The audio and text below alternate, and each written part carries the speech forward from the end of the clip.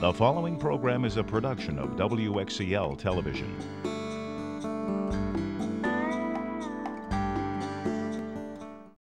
The following program is brought to you in part by the Community Foundation for Palm Beach and Martin Counties.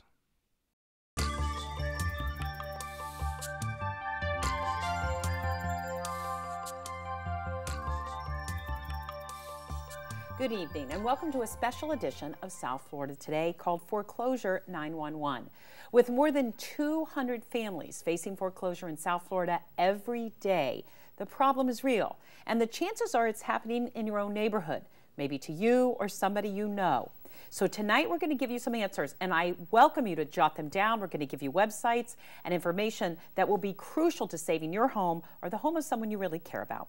Welcome, Joe Moyle. You're a financial educator with the Consumer Credit Counseling Service of Palm Beach and the Treasure Coast. Correct. Nice to see you. Nice to be here. And Bonnie Conrad, a housing director with the Housing Partnership, which has a myriad of programs, but the busy one these days is the foreclosure program that's helping a lot of people save their homes. So let's kind of start at the beginning, because both of you are immersed in this. You know, we hear a lot, you know, the 0% financing loans, the ease of getting a house that's more than you can afford, and certainly living in this beautiful area where there's so much new construction. You know, how, in your expert opinions, did this happen? Was it mainly greed and just wanting more than you can really afford, Joe? I think that's a starting point. Yeah, I think there were, it's hard to put the blame on any one thing, obviously. Definitely greed played a big part into it, certainly. And education, though, Bonnie, because that's your forte. Do some people just not realize that, you know, a person is a mortgage broker, they're making money on you. Yeah. So they're telling you something that you might not be educated enough to know is wrong. And not asking questions. You know, I've always said if something seems too good to be true, it probably is. And in many of these mortgages, it was. There were a lot of gimmicks to make the loan affordable for the first 6 months. But people didn't ask and others didn't tell. What happens when that goes away? What happens if housing values stop going up? And those were the two things that really triggered the crisis that we're in now. But in your fields, would you have any idea that, you know, 3 years ago, 4 years ago, all of our homes were worth sometimes $100,000, $200,000 more than they are today? Was there any indication? Were you kind of saying to people, oh, I don't know if this is going to last? I saw actually, because I was working with first-time home buyers, I would hear at the height of the boom people tell me, oh, we're not checking credit for scores under 200,000. We don't care about the title loan. We're selling this, so we really don't need to. It's not the old days when your neighborhood bank who knew what you did and who you were gave you the loan.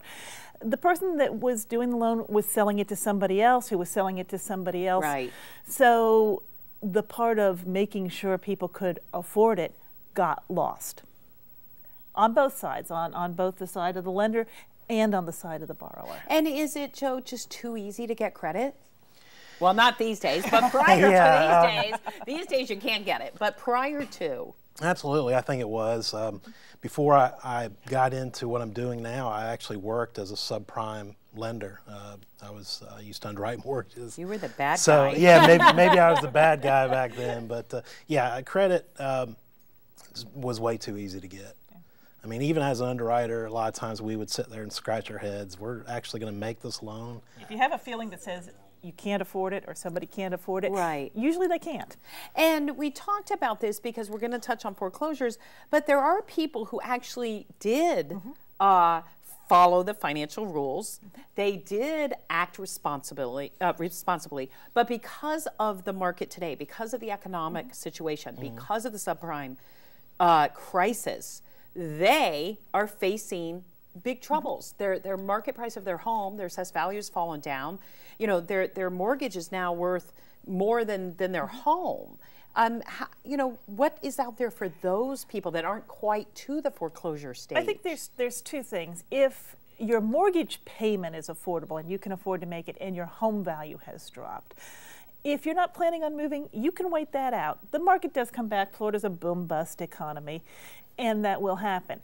if your mortgage payment is not affordable, if you're paying more than a third of your mortgage, you're paying half, 60, 70%, and we've seen people doing that, then you can now request a loan modification, even if you've been really sucking it and working hard and making that payment. And I think that's good. So you're not just benefiting the people that haven't paid, you can get a benefit for people who have been paid. Exactly, exactly. Joe, what are you getting calls about? Is there a tradition or an example you can say, well, this is what's happening out there? I think a lot has to do with the reduced incomes. I mean, the people that are working now, I mean, even if you had a job for years, you might have had to take a pay cut. And of course, the unemployment as well.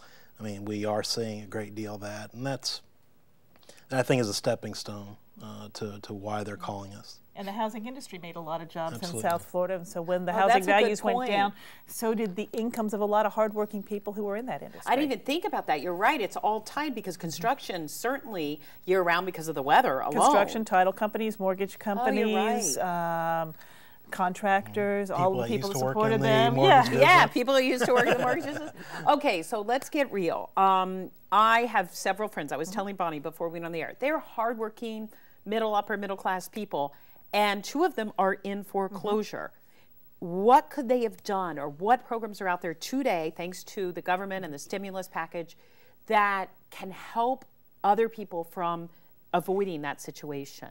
In early March, and there's a website, financialstability.gov, there was the Making Home Affordable program announced. And what that said is if you are in default, you haven't been paying your loan, or you are at serious risk of default, you're paying 50, 60, 70% of your income for that, then you can ask for a loan modification, meaning that you can ask for your interest rate to be reduced. Maybe the loan period can be extended. You've had a house for 5 years, you have 25 years left, but if you stretch those payments over 40 years, it brings it down to what can be affordable. There are a couple of things that you have to have. One, it has to be the home that you're living in. You can't do it for an investment property. And in order to do this, you need some source of income or employment, not unemployment. So, if you've had that lowered income, you may be able to lower your housing payment to the point that it would work. But if I have lost my job through no fault of my own, through the economy's fault, and I'm a single mom, so I don't have a dual income, so those programs aren't going to work. Or you've become recently single and yes, you've got half or you've an become income. recently single, obviously because of everything going on. Am I just best to go into foreclosure and to wait it out, because there are so many homes in foreclosure? You're not going to lose your house in 30 days. No, I mean, in that case, in that scenario, probably the best thing would be just to get rid of the home. I mean, and you don't want to go to that extent where they foreclose. I mean, put your home for sale. Some companies will work with you on short sales, in order to clear that up. I wouldn't necessarily recommend just walking away. Really? Because it seems, no offense to your industries, but it seems it's the easiest answer. I tend to think, and I read the headlines as you do every day, that people are just saying, forget it, this is easy, too many people out there are doing it, it's never going to catch up with me. Can you set me straight? Is that a And taking myth? the easy way is the way a lot of people got into this problem.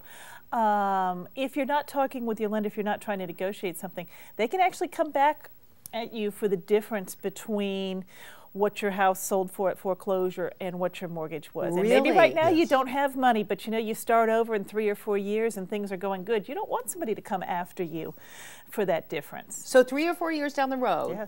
they can. It's a 200,000 difference. Let's throw that They out. could come back at you for $2,000 plus interest. Really? Yes. So see, that's, I think, some of the fallacies and, that are out there, some of the myths, some of the, hyperbole that's out there.